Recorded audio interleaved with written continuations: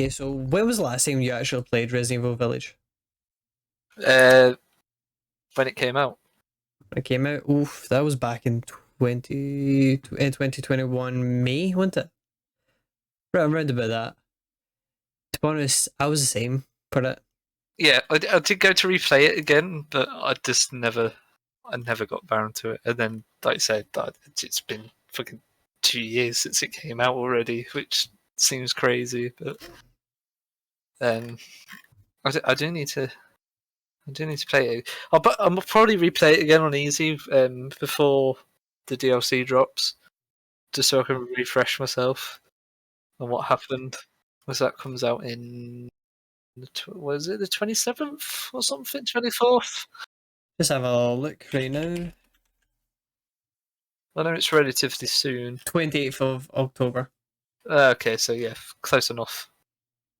So it's actually it's just over a month away. To be honest, I'm actually really curious about it because it's going to be taking place like something like 19 years after the events of Village, because it's obviously following Rose. Yeah, I couldn't remember the time gap, but yeah, I'm quite intrigued about it. But see, the one thing that I'm kind of curious about is obviously with this DLC is so we're also going to get all the stuff for mercenaries, where we're going to get like Lady Dimitrescu, we're going to get Heisenberg, we're going to get Chris Redfield as characters to play mercenaries, but we're also going to get third person camera and stuff like that for the actual main story.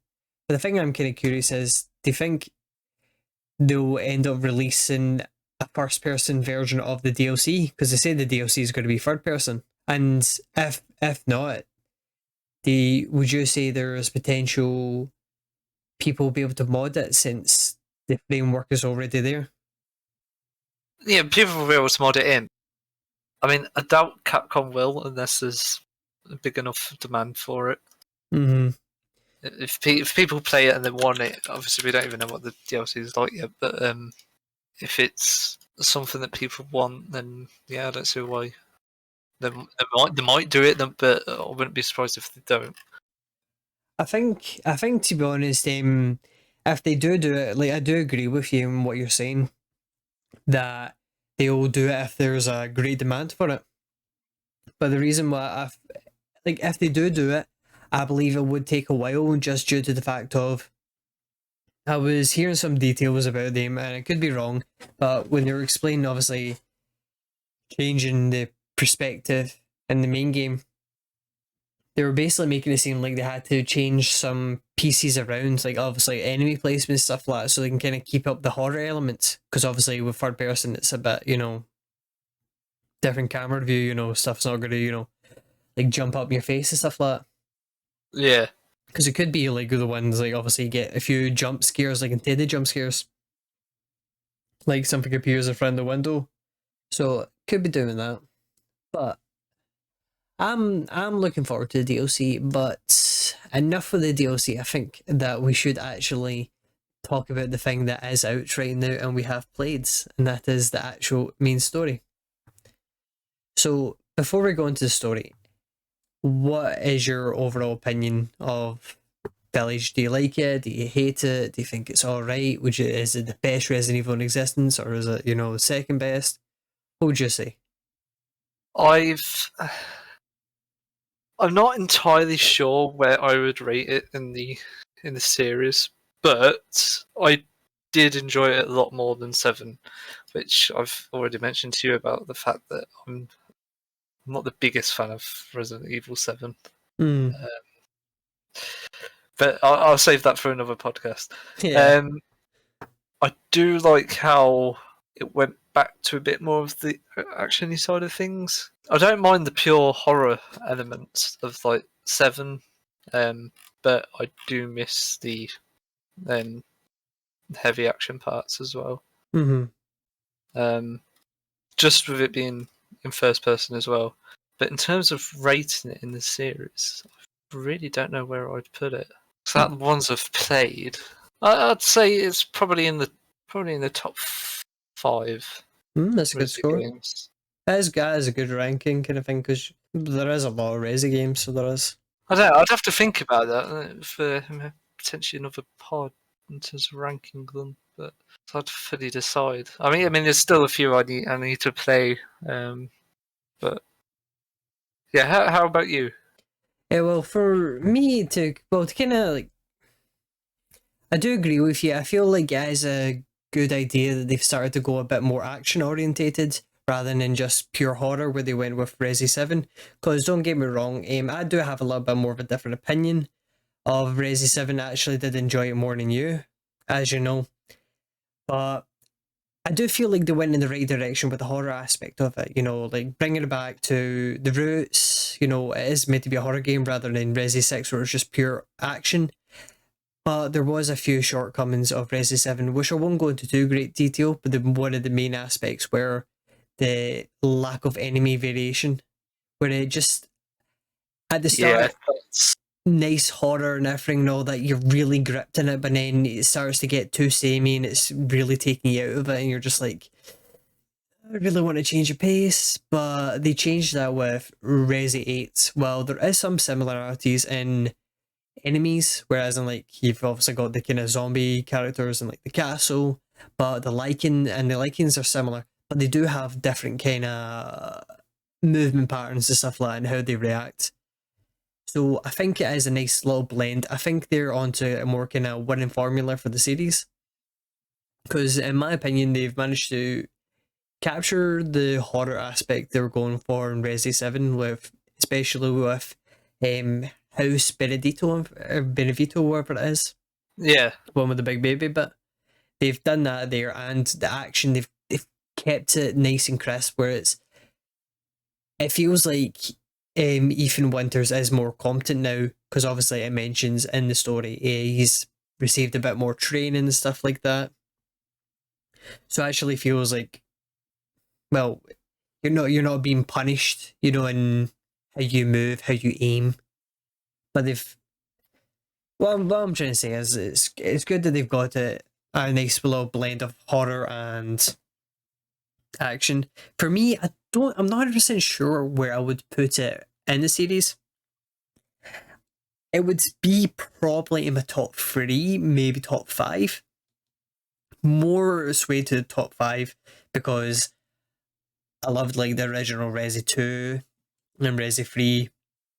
And I've got a soft spot for Resi 5, but I wouldn't rate that higher. It's just the reason I got a soft spot, obviously, for Resi 5 is because it's so cringy and funny. It's one of those ones that it's like, it's bad, but it's good. Yeah, it's just, it's managed to get that criteria, whereas in Resi 6 just doubled down, and it went from bad to good, then back to bad again. I think with the trouble with Resi 6, it's trying to do too many two things at once, and then it doesn't know what the fuck it's trying to do. Mm-hmm. You don't know what the fuck is happening. Exactly. It's just it's a clusterfuck. You do have to give them props in the fact of they were trying to provide a lot of content, but like you said, it was like a big scramble. You don't know what they're going for. They don't even know what they're going for. It was just. But again, it's like they were trying. I mean, I get what they wanted to do with the action side of things because of obviously they really hit the nail on the head with Resi 4.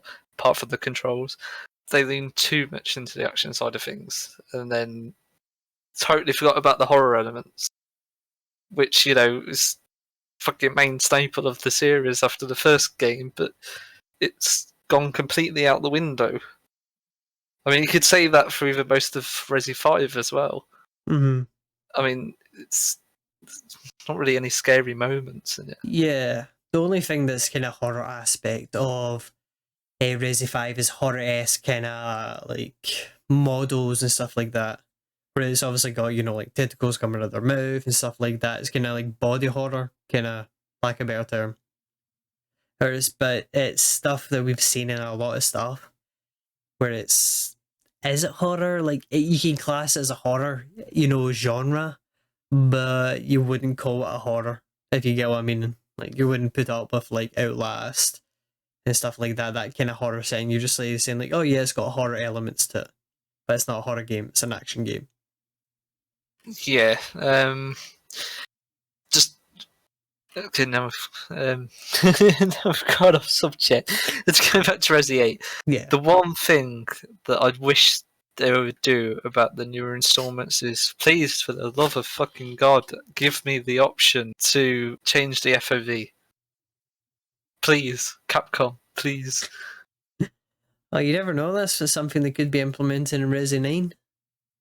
I hope so. I mean, I get what they're trying to do because it is more immersive to have it more Close. front, so you feel more involved. Mm-hmm. But let me change it, because for me, I don't like it being that close. Mm-hmm. See, that's the thing. Obviously, we both fall on different two different sides of the fence, because you're obviously a big fan of FOV sliders, and me, well, you know me, I never changed my FOV. Like, I don't mind it. It doesn't like, change it for me, if you know what I mean. I'm not someone who will, put it on like 120 to the max, because that's at that point it starts Yeah, to it's look just like crazy. your game looks like a GoPro in the fisheye lens. But I know I've said to you before about I've used the word clunky in the past, but I don't really want to say that because it's not really fair. But it's just I find it more awkward when the FOV is that close. I just want it to come back just a little bit so I can see that little bit more. Mm-hmm. I mean, it's just the way I like to play my games. To be honest, I'm surprised it's something that's not been modded in yet. Oh no, Really. there is. Is there? Oh. Yeah. People have added it so you could change the FOV. Well, at least that's something about it to do. But no, but the thing is, like, even though I don't give a fuck, like what my FOV set to, I am a big believer in, like, you should have the choice in how you want to play it after a certain point. But Yeah. it's I feel like I have to clarify it there, because obviously the more kind of recent stories and stuff like that's been over the years, like Dark Souls, where people were like saying like, no, there should be an easy mode put in. It's like, no, I'm not meaning that. Like, I believe the game should be played how the developer has it in mind, but simple stuff like FOV sliders and all that, where it doesn't really change the overall aspect of the game, put stuff like that in, because it allows you to kind of feel a bit more comfortable. Because there's some people, like, if they can't really adjust an FOV slider, they start to feel a bit ill. So they do. Yeah, I'm pretty sure some people do get motion sick from not having the proper FOV, which I can understand. But I don't get motion sick. It's just I prefer having the FOV a bit further back. Hmm. But I do get the purpose of it. I get why it's there and what they're trying to do. But yeah, I just wish I could change it a bit more. Well, to be honest, I think it honestly could be something they do start to implement in the future. Just because of the fact of a lot of games have been, having FOV sliders in it, as in games that never really had FOV sliders before. Especially even on the console side. And also, as soon as Resi 2 came out, the remake, even though that there's been a few games since then, like Resi 3 and then Resi 8. But ever since that, they really... Oh no, actually, I think it was even Resi 7, they've just really, like, went crazy with giving you how many, graphic settings, you can tweak, which I appreciate, because, as you know, like, being PC gamers, you want to be able to tweak it where you can get the most beautiful graphics out of it, but also keep performance. Because you don't want to start playing your game and then all of a sudden you just get a frame drop, like, down to 40 frames and stuff like that. Even though 40 frames is still high compared to some people who play locked at 30 frames, but having a monitor that can basically have a refresh rate higher than 40, you still notice a drop. No matter if you're used to 30 frames, you'll still notice a drop from like 60 to 40 or 75 to 40 or 120, 40, etc., etc. You're always going to notice like drops like that. But I think now we should actually move on to the actual story. Is there anything else Yes, you want probably to should. mention? No, that's good. It'll stop me from going on a tangent about it. Yeah, because I managed to stop myself, but I was like on the cusp of going in so many tangents. That's why I managed to kind of rein myself in, where I was like, just stop myself off the Dark Souls stuff. Because you know me, I could just talk about Dark Souls for days. So I'm like, no, I'm gonna cut that right there. Just like nip that in the bud. But yeah, so with Resi 8, how do you feel about the start, the big intro? How would you say it's how as in like how did you feel about it? Um, Question. Because with the intro, it's the prologue and it's set at the Winter's house, and then obviously it has you say after oh it's obviously after the events of Resi 7, but you're in a different country. You're at a house with Mia and little baby Rose, and then obviously certain events happen in it. Like for example, big Chris Redfield, the boulder bunching asshole, just Hey, decides to come in. after seeing Flame Resi 7, you're like, oh fuck, Chris is big again. He's back on the it's like, roids. it's like it's like wow, skinny in Resi 7.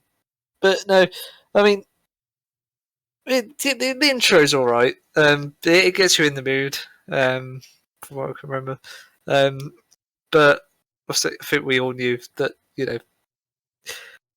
Chris wasn't just killing Mia just for he weren't turning evil as well, like the trailer sort of hinted towards.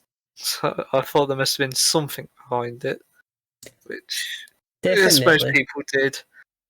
Um, yeah, the intro is all right. Yeah. To be honest, well, I get what you mean with there. Obviously, it's they're trying to make you think that Chris is becoming bad. They're trying to build a lot of stuff around it. But considering he's been a main character since the very first game, he's been in one, I think maybe four. Don't know. 100% sure. Definitely five. All that like I'm not even gonna bother trying because there's like so many spin-offs and stuff like that. And it's too late at night to actually try and use my memory to try and figure out which games he's in. But he's the main character. He's always been good, so it's kind of hard to believe he is turned bad. So there's a reason he's shooting Mia, and he's not doing it just for shits and giggles. Like what, I never liked you, Mia. It's like me and Ethan Winters all the way.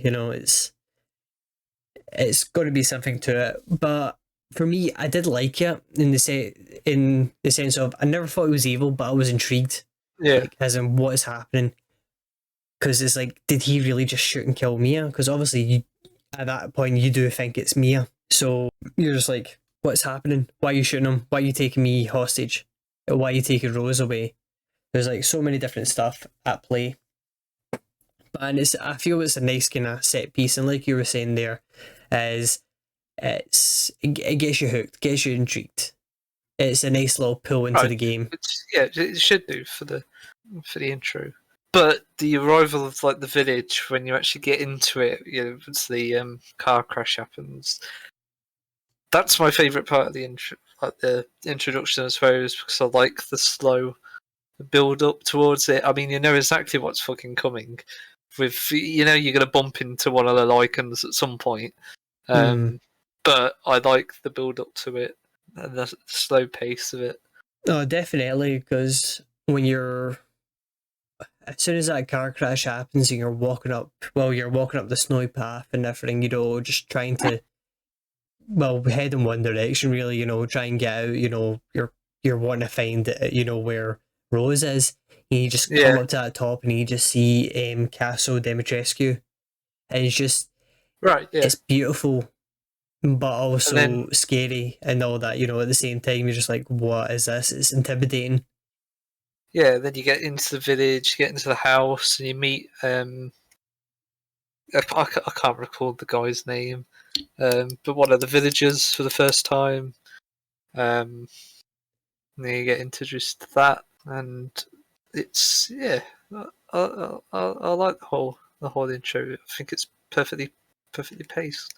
Definitely, and I definitely agree because I feel like it really showed that they took their strengths from Resi 7 and bringing back horror elements. Because when you get into that, and like you said, you meet the guy, he's instilling into you a fear like there's something out there, and it's that kind of thing where you can't see the enemy. It makes it more scary.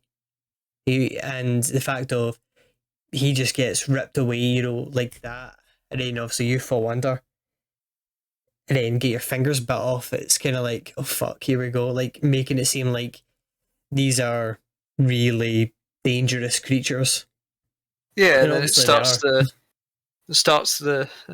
the plot off, and then you as a player you're going through it, and you think, okay, who the fuck's this guy? Why are they all shit scared? Why? Well, soon to find out that, but why is there lichens? Just generally build it up to it before you go to the. The bit after that, you go to the house, don't you? I think you go through the fields Yeah, after that you first like standoff initial with like you. yeah.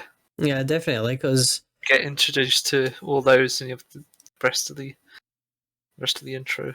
oh, definitely, like, that is a nice intro because even the because like you were saying with the pacing, like after you like leave that house and you seen all the lichens around you, but they're just staring at you, not going for you. You always have to feel like you're checking your back, and then obviously it gets a big showdown, but there's nothing really much to the showdown other, and then when it feels like they're about to defeat you because you get an arrow to the knee, like Skyrim Yeah, style.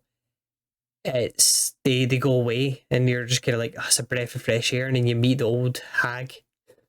It's just laughing and everything. You're just like, all right, hang, calm down. Like I nearly just died there, and you're just like having like lol shits and giggles, man. But then you get to the house, you meet all the characters, and you think, okay, see where this is going. This is going to be, the characters we're going to be with along the way, potentially at least some of them, and then you come out of it and you're like, oh fuck, everybody's dead. yeah, it's the fact of as well as the characters. I feel like they really captured how they managed to capture horror films with that, where it's always there's characters there that got their heads screwed on, and then obviously you got hopeful ones, cynical ones, and you got people in denial, like people as in who want to run out, and see a loved one or something like that, and it's just like, no, you And can't then run they out. all die. Yeah, yep. The one that kind of lasts the longest is like Elena. Pretty sure her name was. And I only remember that because it's a name. The only other time I've heard that name is at a show that I like, and I really hate that character, Elena. So I was like, yep, that's gonna stick in my mind. So I wasn't too, fussed that she died. But the thing is, I did feel a bit bad because she did seem nice, and she actually had her head screwed on a little bit. But I feel the bit when obviously you're in the house and it's burning down, stuff like that. You've got the vehicle. Hmm. That's definitely obviously a nod to Resi 7. When you're in the garage and just reversing and like driving into Big Papa. What do you call him? Fuck. Oh, you know how I'm talking about. Obviously, the dad in Resi 7. I can remember his name any other time, but now that I actually need to recall it, I cannot remember. But yeah, like definitely good intro. It's a nice set piece. But and the thing is, it is quite a long intro, so it's because there's even more to that. But I don't feel like it drags on at all. Even when I was doing my second and third playthrough of it, did you ever feel like the intro ever dragged on at all? Um, no, because I was quite into it, so I was relatively hooked on the whole thing. It's one of the few cases. Sometimes they don't happen often in games where I'm just like, I don't want to play. I want to watch the cutscene. There's gonna be another cutscene. Yeah, it's pretty good. Once you escape, then I can't quite recall what happens, but you do. You go at the gate, and then you get introduced to Heisenberg and everybody else. Yeah, the whole family. It's quite. I do love that cutscene bit because you are seeing basically all your enemies in front of you. You're meeting them, and the thing is, you've now got a face to the enemy, but they're still just as terrifying. So they're not as much Heisenberg, since obviously he comes into it very late. Really, in bad time, it's switched more into more action. So there's not really much horror elements in his part. Don't get me wrong, there is some that that are jump scares and stuff like that, but it's not as much. But the fact of like you're seeing all the characters and stuff like that, and then you're getting offered up to Heisenberg, and you do his little games. Yeah, That chase, well, not really chase sequence, but the kind of running through sequence. It's good to get you like your panic state because everywhere you turn, there's lichens chasing you, like trying to get to you. Obviously, they don't get to you, but it's kind of making that feel like, oh fuck, if I stop here, I'm a goner. So you need to keep moving. And the fact of you've never ran through this bit, you don't want to do a wrong turn because it does in a way where it's making you feel like, oh fuck, fuck, fuck, I don't know if I'm going to go the right way. But obviously, you can't go the wrong way because it's a linear path. But you don't feel that at the time because your mind's kind of scrambled because you're like, fuck, fuck, fuck, don't get me, don't get me, don't get me, please don't, please, no.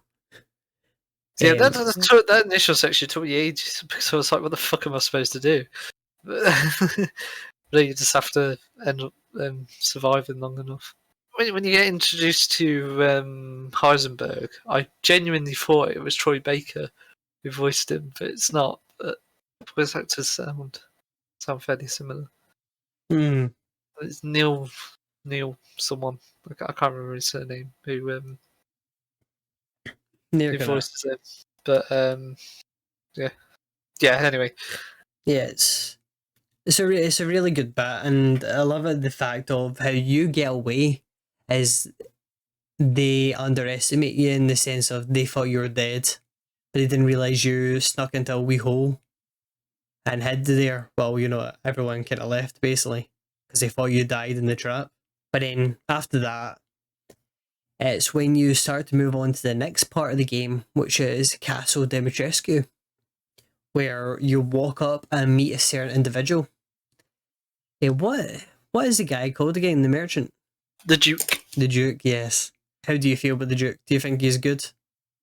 Well, he doesn't really have a character, so to speak, other than just being a mysterious fat guy that tells you stuff and gives you tidbits of information.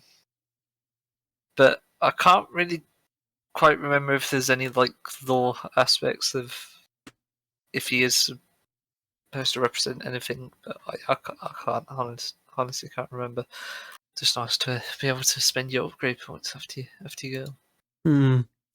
For me, I thought the Duke. I liked the Duke. Says I thought he was a nice character and all that. Like you said, he hasn't got much character to him. There's not much because they're trying to go for that kind of mysterious aspect.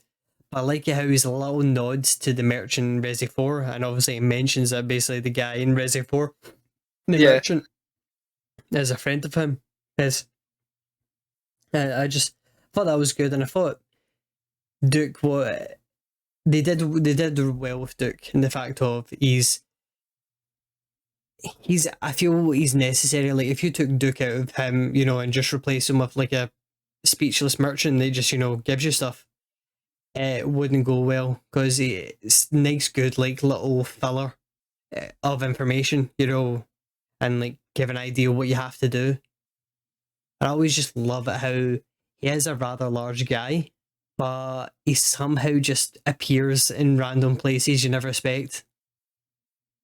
You're just like for example, in the room in Castle Dimitrescu. The thing is, I want to know how the hell did he get there? Who knows? That's part of the mystery of his character. But I think if they did replace him with just a bland NPC, then all that gets thrown away. You just have a guy who doesn't. I mean, sure, the Duke might not belong there, but at least you have the possibility of asking, why is he here? Who is he? How does he know these things? Whereas if they just replaced it with a blank NPC that doesn't say anything, yes, you still have those questions, but you don't have somebody that actually interacts with you. Mm-hmm. I feel it's also good because of the fact of like because like you're saying, like you're raising a question like why is he there and all that, but it kind of gives you intrigue. Is like how is he connected? Because the next person you literally see is Lady Dimitrescu. Who we'll go into a little bit more in the detail in a minute, but they're both giant, so they are. So it's kind of How a does he thing get of everywhere like, so quick? sorry, How does he get everywhere so quick? yeah, because it's so the thing is obviously you feel like they're definitely connected, so they're very tall and they could just randomly appear in different places, randomly. So they can, but definitely, I like the Duke. I like him, the Duke, whoever. I like him. So it's Teleporting as quick as Varys from Game of Thrones. exactly Um, but yeah, I like the Duke. It's nice addition to the characters you meet along the way. exactly. Oh, say the characters you meet along the way. It's technically the only one that isn't want to kill you because everyone else just dies. Pardon me. Yeah, that's true. And then we meet Dimitrescu. Or is it? No, it's Dimitrescu, isn't it? I think. And it's pronounced. Dimitrescu. I can't remember. Yeah, for a long time, I did not know the name of it, and I literally just always resorted to just saying, "Oh, Lady DiMaggio sauce." And I remember that when I first played Resi 8, I was talking to my mate at work who was also playing it, and he just loved that. He was in stitches. I just said Lady DiMaggio sauce, but gotta admit, Lady D though is she's some character. She has got quite a good horror aspect of it. Because, well, to be honest, how you not going to find her terrifying? She's literally a 9 foot woman that is just walking around with big, massive claws that could easily gut you. Like you say, men like being chased around by a big giant woman. Exactly. That I was half expecting Tormund from Game of Thrones just to pop in and said, The big woman's still here. yeah, you'd have a field day. Yeah, the castle bit I like. It feels very reminiscent of when you get to the castle part in Resi 4, where you rescue the president's daughter, actually. and it feels very reminiscent of your traditional Resident Evil, like the first game when you're in the mansion. Mm-hmm. The start of it again, plenty of puzzles as always, kind of a staple of the series at this point. You've Definitely. got the key with the diamond on it. I know. I was kind of hoping they were going to do a little bit more nod to that, you know, like because since they were going for like a lot of throwbacks stuff like that. Because that's the thing when I get like a lot of hints and like throwbacks and nods to stuff. As soon as it goes past a certain point, it doesn't annoy me like some people. I'm just like, no, I need more. I need more. I need my fix. But what you're saying with obviously, the basically the main room reminds you of the first one, the Spencer Mansion. I thought that exact same thing. When I walked up those stairs and I saw that, I was like, wait, hold on. Is this supposed to be a Spencer Mansion? Because I hadn't played Resident Evil in a very long time at that point, the first one. So I was like, actually just scratched my head, like, is it? But then obviously, like, stopped being an absolute fucking idiot and was like, just remembered, wait, no, it's not. It's definitely not. But it's definitely got that aesthetic to it. And I love it how her being a pursuing enemy, an unstoppable pursuing force, was a nice, like, it's what Nemesis should have been more. Because I felt like she was a bit more chasing than Mr. X. But whereas in like Mr. X, when you're trying to do puzzles and stuff like that, it started to become a bit more of a chore. For her, it was just like nice blend, if you know what I mean. Yeah. And the thing is also is what I like about Resident Evil series when they do pursue enemies is it's not predictable. Because when like games like Outlast and stuff like that, they have a roaming enemy that's about, they fall into a real set pattern and how they go and where they move. Yeah. But I never felt that once with Lady Dimitrescu, because see, when you kind of leave out the back door to go into like the other parts of the castle, Yeah. we, Like the courtyard yeah, area. when Yeah. you go to the building to the left, I honestly did not know she can go there until it was like my second playthrough. All of a sudden she was there. I was like, what the fuck? No, no, no, get away. I was just like caught off guard with that. I was like, how? Like, it's just because I had in my mind like, oh, it's just like Mr. X and all that. She's just going to say at certain points, you know, she kind of, and when it gets to certain bits, she more kind of fucks off. But no, she was there. It was like, it felt like a more of a genuine character that she is looking for you rather than just having like a set moving pattern. I really like the part with having her just chasing you around, because I like the urgency of it all. Like, you know, she's following you.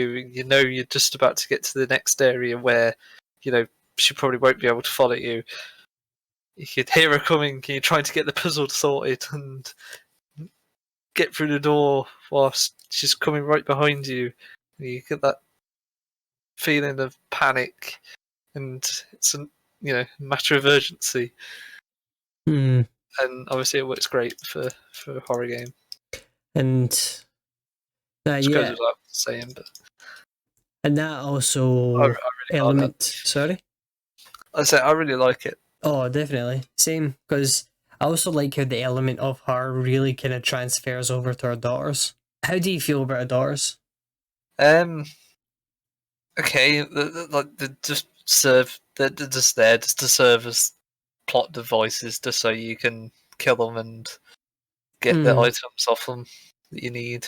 But yeah, other than that, they don't have much of a character. But I guess they don't really need to. See, They serve their purpose and being the key to help move you along. mm-hmm. Yeah, for me, I liked them because they had a more of a kind of feeling of like, you know, they're not the main villain. It's Lady Dimitrescu, their mother, and I liked them in the fact of they were like mini ones hard, but it was nice little boss battles.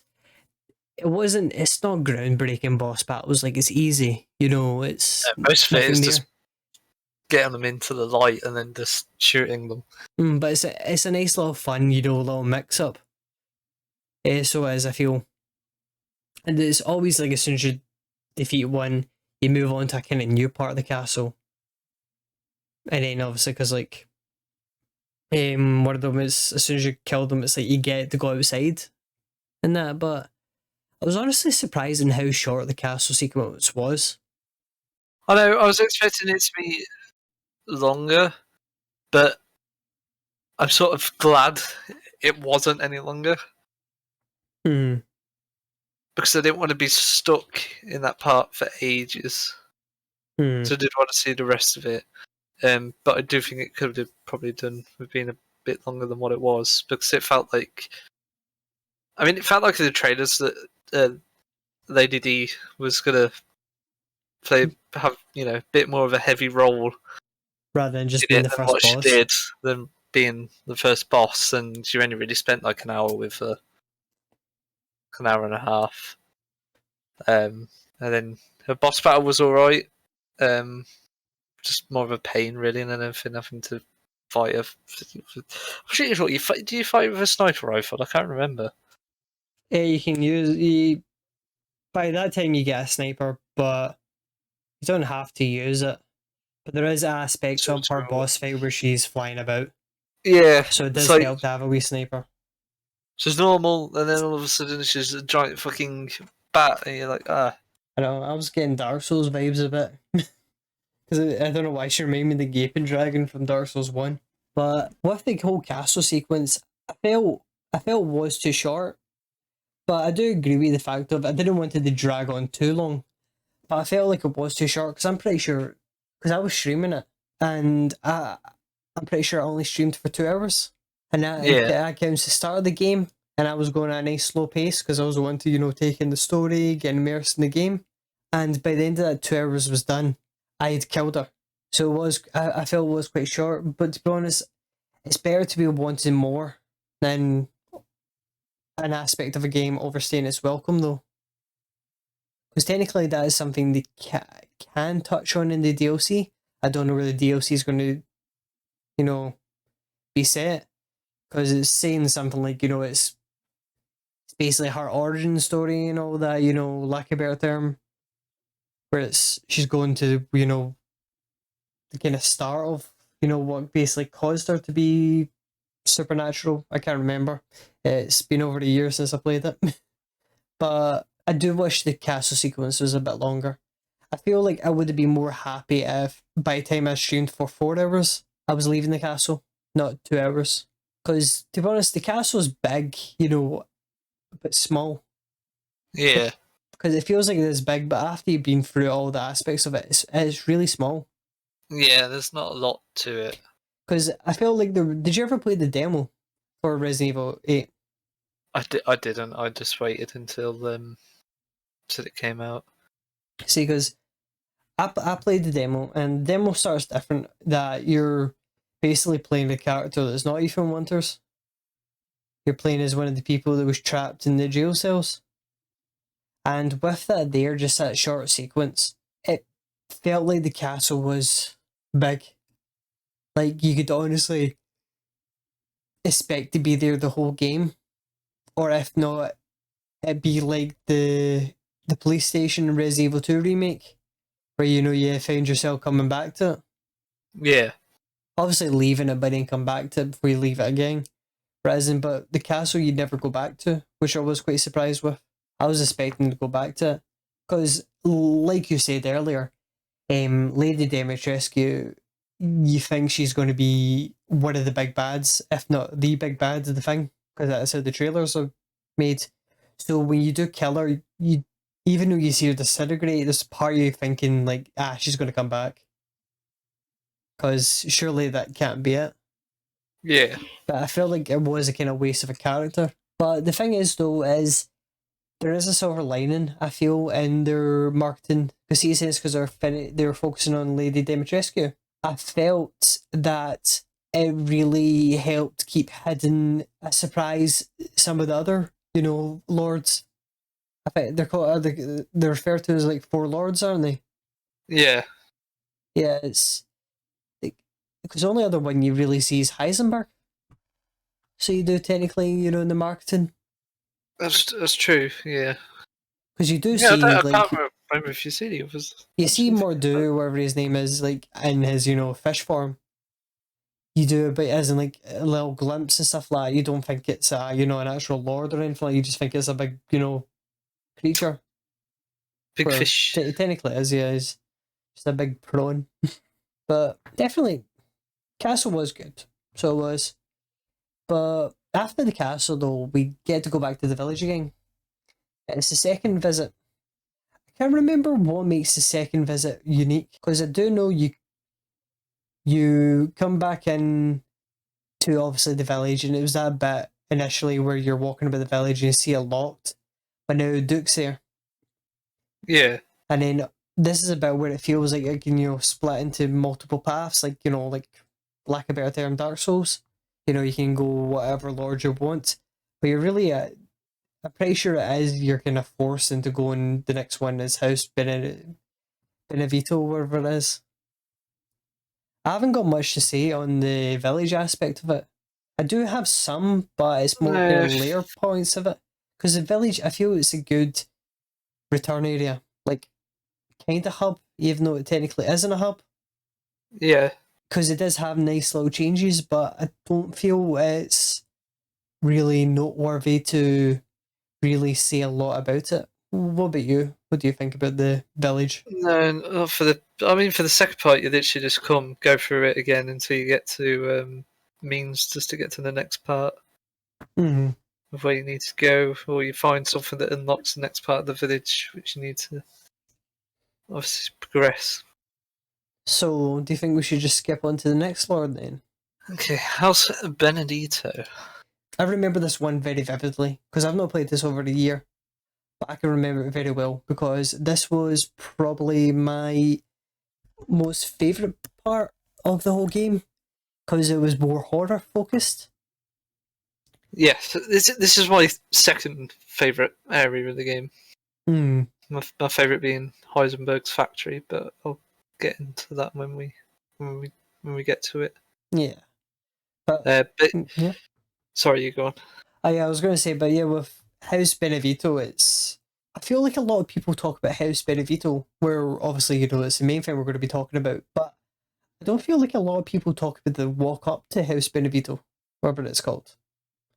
Donna and that, because it's on the walk up, the route to it, it's kind of like a graveyard kind of area, where Yes, you yeah, really sense like there's death and sorrow and all that in the air, like it's darker and everything. You feel unwelcomed and all that, especially since you do encounter like different types of enemies. But how did you feel about the walk up to House Beneviento? I think it does a good job getting you into the mood of it because the first thing you think when you see it is spooky house, and that's exactly what it ends up being, and you know exactly what you're getting yourself into at that point. You probably know it's going to be a bit more of the horror aspect of it, especially since you see the creepy doll in the introduction earlier on in the game. It's a good area because it again takes it slow when you get in, and then that scene happens with the fucking baby. I think that's probably one of the most memorable points of the game. Yeah, definitely. Because when you do get to the house, you do feel you feel like you shouldn't be here. You shouldn't go in there, but you have to because obviously you're trying to recover your daughter. You go into there, you see absolutely nothing. Like it's dead. There's nothing. Silent. No music or anything. And you just feel like at any moment something's gonna pop out and it's gonna grab you or something like that. Like it does that very well. And when you're going through all there, nothing's happening. It's when you go down the lift and then you go down a little hallway and obviously a dark room kind of setting, and you feel obviously there's like stuff around you. You come across this wooden mannequin, which is basically a representation of Mia, and it's put in that kind of chill factor where there's a lot of, I can't remember exactly, but there's like a lot of similarities and everything. It's basically making you like think it's Mia, and you've got to do this little puzzle, and it's the one of the most terrifying aspects of it. I remember I was like, oh no, no, on stream was when you have to go down the hallway and then down the stairs, and then you see a well. Yeah, It's kind of like the ring. I'm just like, oh no, no, no, no. That's when I feel like it's one of the bits where it's at its peak scariness because you have to obviously go down there, then recover the item, and then come back up. It's just you feel like something's going to get you, something's going to pop up, something has to. But you've been in here for a while. You could have been in there for 10 minutes or 40 minutes, depends obviously how fast you're solving the puzzle. And because obviously people solve puzzles at a different rates. But no matter how long you've been in there, technically you have been in there for much longer than you should have without encountering an enemy. So you feel like it's overdue. You feel like an enemy is going to pop up any second, and they don't. They just build up, build up, build up. And it's when you walk down the corridor and then you bump into the big creepy baby, which is obviously it's just a big unsettling because it's like a aborted fetus. Basically, like it's not an actual baby. It's a yeah, baby, but it's not. It's and the first thing you actually get introduced to it is you hear it before you see it, and it does sound like a normal baby. So when you're going around the corner expecting to see it, you are expecting just a little baby, but then obviously it's not a little baby; it's a fucking massive one. yeah. And just that scene was fucking horrific, and the fact that you just see it and you're like, what the fuck? And you just you just want to run away from it as fast as possible. That scene as well where you run past it and you go into the bed whilst it walks in the room. I feel with that enemy there, the baby, even though it's such a smaller bit, I feel like they managed to do the pursuer enemy much better in a way. Because even though it's got a limited path and all that, it's the fact of if it grabs you, you're dead. Because it swallows you. Yeah. So if you definitely know that, you've got more of a fear, like thinking, oh no, it's right behind me. Because even though it's slow, there's not much where to go. And it's always at little points where, it funnels you in. It's not like Lady Dimitrescu where even if she's in the same room as you, you can just run around her. With the baby, you cannot. Yeah. So it's like you really need to, you feel kind of terrified.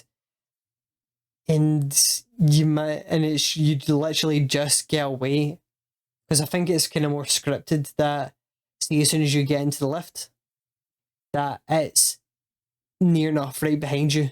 Like, it's close. Yeah. It's not actually going to catch up to you unless you Don't never activate tried the it. elevator. But as soon as you activate the elevator, it's supposed to obviously start catching up to you a lot more. But it definitely does that well. That was my favourite part of the game. And the thing is, it's not even over. There's like a whole boss fight to do as soon as you get up. How do you feel with the boss fight as soon as you get up the elevator? It's a bit shit, put it bluntly. I didn't really enjoy it. It was just more tedious than it was enjoyable. Mm-hmm.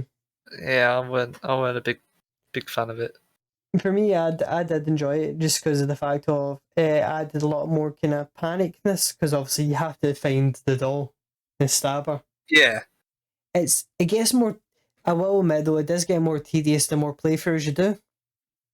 Because it was more tedious like my second and third than it was the first. But that first playthrough, I felt it was definitely fitting. Because you've just had the horror aspect and the panic from the baby, but now you've got a different kind of panic where you have to go and actively seek the monster, technically, rather than run away from it. Because then if you don't catch it in time, you get stabbed. Obviously, it doesn't kill you though, but to be honest, I feel like it would be risky if they did change it where it was an insta kill. It would add more panic, but it would be a bit more annoying if you're failing a few times. But yeah, it was, for me, I did enjoy it. And I do love the fact of when you stab her the last time, you're stabbing her, the woman, Donna. Yeah. I like it when they do, kind of like a red term hoodwinks with that kind of stuff. I don't know why. I like that. But, Yeah, it's a good area. I liked it up until the last part of it because I just found the boss fight just kind of mediocre and not all that exciting after the baby. But I don't know, maybe they should have just ended with that and then had the. I don't know. No, actually, maybe not. That doesn't make sense. Ignore me. I'm rambling. Fucking shit. See, I loved how in overall aspect of it, without saying any words, it was building a story, and the fact of obviously that this was her coping of losing her child, the doll. Yeah. And I did like that. Oh, I remember the doll's name. It's Angie. Yes, it was. But yeah, there's not really much to the house after that. Because after that, you just go back where you came, but it's a little bit changed. Like the path you initially come down is blocked, and then you've also got a few more enemies, trying to come out and kill you. But other than that, there's not really much to it. Because before you're back to the village. Is there anything else you want to say about House Beneviento? No,